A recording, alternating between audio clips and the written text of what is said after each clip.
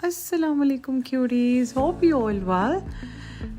आज जो बनने लगी ना ये डिश, इसके साथ मेरी इतनी यादें जुड़ी हुई हैं मैं आपको बता नहीं सकती। ये मेरे बचपन की यादें, मेरे माँ बाप के घर की सारी बातें। आज जब मैं मार्केट गई तो मैंने वहाँ पे ये जब देखी ना तो मुझे अपने बाबा इतने याद आए, मम्मा इतनी याद आई कि मैंने कहा आपके साथ भी थोड़ी सी मेमोरीज शेयर करती हूँ।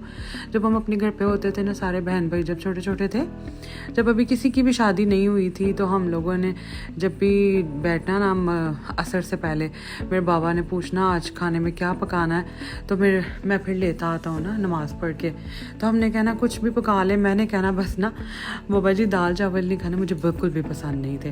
मैंने कहना कोई सब्ज़ी पका लें, आलू गोश्त पका लें, तो मेरे बाबा ने कहना ले आलू गोश्त भी कोई खाने वाली चीज़ है। मम्मा ने कहना आज ठंडी ठंडी सब्जियां हैं वो खाएंगे, वो पकाएंगे, कोई भिंडी पकाते हैं, भिंडी गोश्त पका लेंगे या फिर कद्दू गोश्त पका लेंगे, ठंडे होते हैं। तो मैंने कहना कुछ भी पका लें, बट दाल चावल नहीं मैंने खाने, वो नहीं पकाने।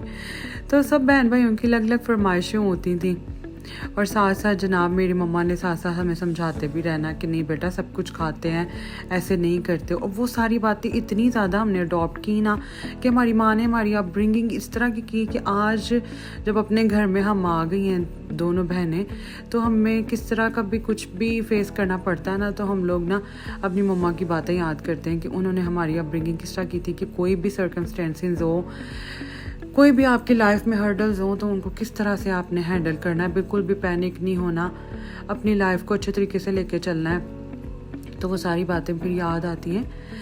किसको नहीं भिंडी गोश्त बनाना आता। मैं सिर्फ आपके साथ ये वीडियो शेयर करने का मकसद ये था कि ताकि आप लोगों के साथ कुछ मेमोरीज शेयर कर सकूं जो मैंने अपनी लाइफ में ऑब्ज़र्व की और मेरी मामा ने मुझे सिखाई। फिर जी हम लोगों ने क्या करना कि बैठ जाना मम्मा के साथ। मेरी आदत होती थी कि जब भी मम्मा ने खाना बनाने के लिए बैठ खड़े होना ना किचन में, तो मैंने फ़र्स्ट ऑफ ऑल उनके साथ बैठ के सारे ये सब्ज़ी वगैरह कटवानी और इस तरह की सारी एक्टिविटीज़ हम माँ बेटियाँ टुगेदर ही करती थी। और फिर उसके बाद जब बनाने के लिए खड़े होना तो मैंने साथ खड़े हो जाना। मम्मा ने गोश्त चढ़ाना उसके ऊपर प्रेशर में, और मैंने कहना मम्मा मैं ये ना भिंडियाँ फ्राई करती हूँ।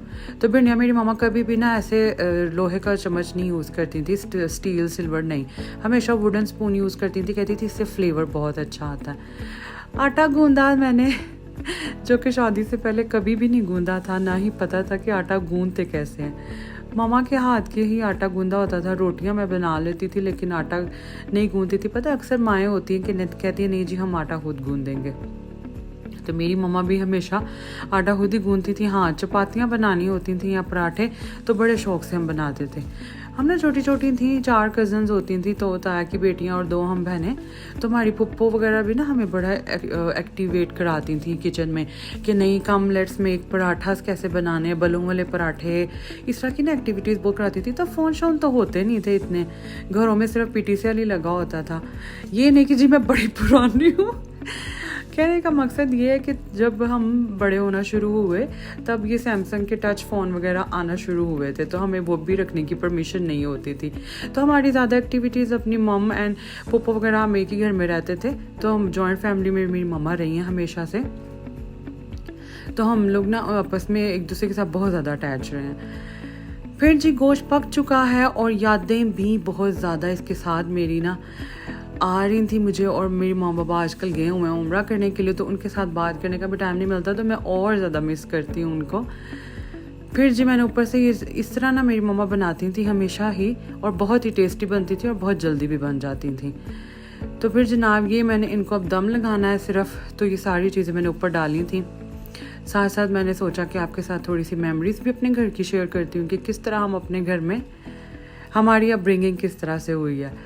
हमारे मम्मा पापा ने हमेशा से ही हम लोगों को ना हर तरह के सर्कमस्टेंसेस में ना आपस में पॉजिटिव रहने का बताया कि बेटा पॉजिटिव कैसे रहना है। और ये फुल्का इतना फूला मुझे लगा मुझे मेरे बच्चों में से या फिर मेरे हस्बैंड को ना बहुत भूख लगी हुई है। उतनी देर में ये हमारा रेडी हो गया था भिंडी गोश्त, जो कि मेरी मम्मा की रेसिपी है और बहुत ही टेस्टी बनता है। आप भी ट्राई कीजिएगा, बहुत मज़ेदार बनेगा और फटाफट से बन जाता है। ऑलमोस्ट 40-45 मिनट्स में, बस जो गोश्त गलने पे टाइम लगता है बस वही लगेगा। इतना चुम्मेश्वरी बना था ना, मैं आपको बता नहीं सकती। और आज मेरे हस्बैंड ने भी बड़े अच्छे कॉम्प्लीमेंट दिए, बिल्कुल ना देसी सा फूड था। साथ मैंने ये खखड़ी भी काटी थी, इसको क्या कहते हैं आप मुझे कमेंट में बताएं। और फिर मेरे हस्बैंड ने मुझे एक बिग थम्स अप भी दिया, do try it because homemade is the best. Okay जी, अल्लाह हाफ़िज़।